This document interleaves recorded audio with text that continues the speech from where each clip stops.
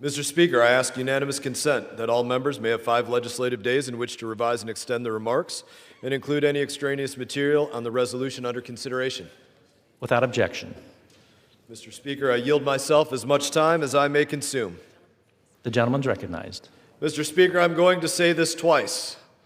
Once for each of my colleagues over here managing, Representative Meeks and Representative McGovern. There are no troops in Venezuela. Let me say it one more time for you all. There are no troops in Venezuela.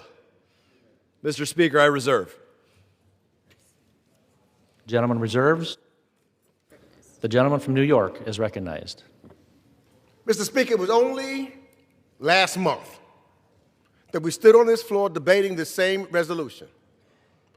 My colleagues across the aisle defended the administration's claim that an unauthorized U.S. military operations in the Caribbean and threats against Venezuela were about what? Stopping drugs.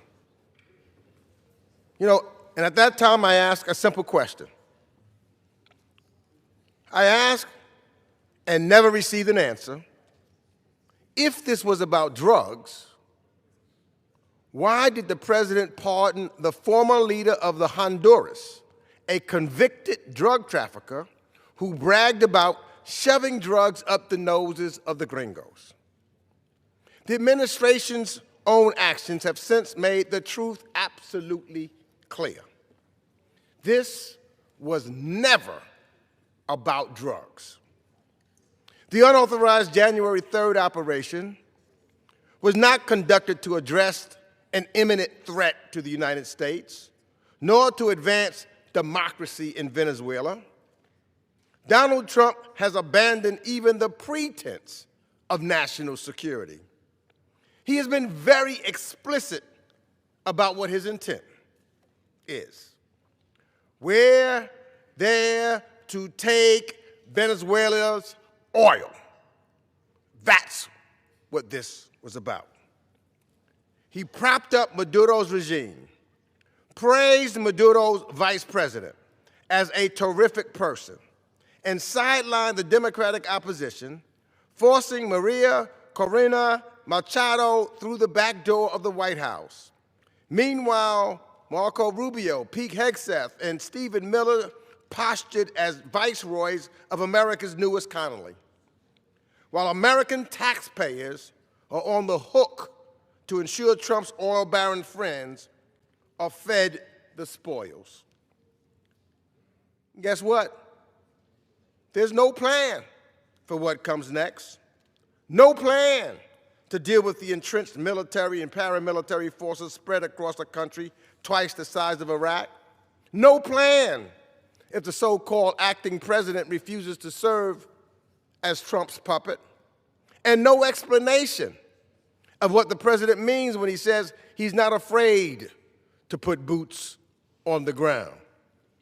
This administration is winging it and driving the United States headfirst into another open-ended foreign conflict that, as history has shown, is destined to backfire in years to come.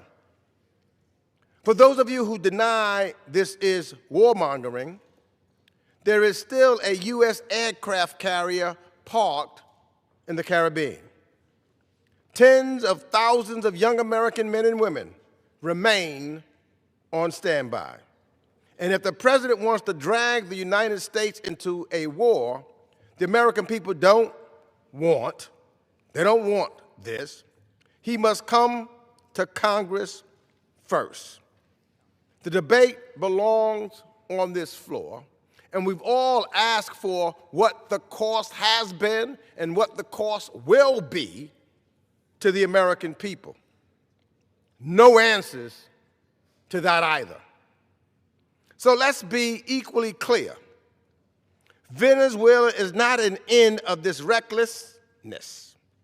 In exchange for a rules-based system the United States built to extend our influence around the globe, Donald Trump is reducing the United States to a regional bully with fewer allies and more enemies. This isn't making America great again. is making us isolated and weak. Donald Trump's New World Order is not new. It is the old logic of empires. Might makes right. The strong take from the weak.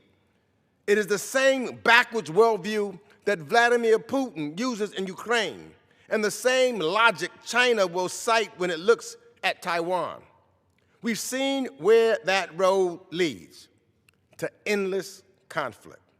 So, to my Republican colleagues, the American people want us to lower their cost of living, not enable war. Now is the time to stand by your oath of office and end this dangerous game before it's too late. It is time for Congress to reclaim our authority that the Constitution gave us, that Article 1 authority, and say enough is enough. A president is not a king. He's not an emperor. And without an act of Congress, he cannot invade a nation and set us down the road of war. Let us stand up and do our responsibilities. Let's see where the Congress stands. Let's have a vote on this floor and see where the majority of the members of the United States House of Representatives is. The people deserve to know. And with that, I reserve the balance of my time. The gentleman yields.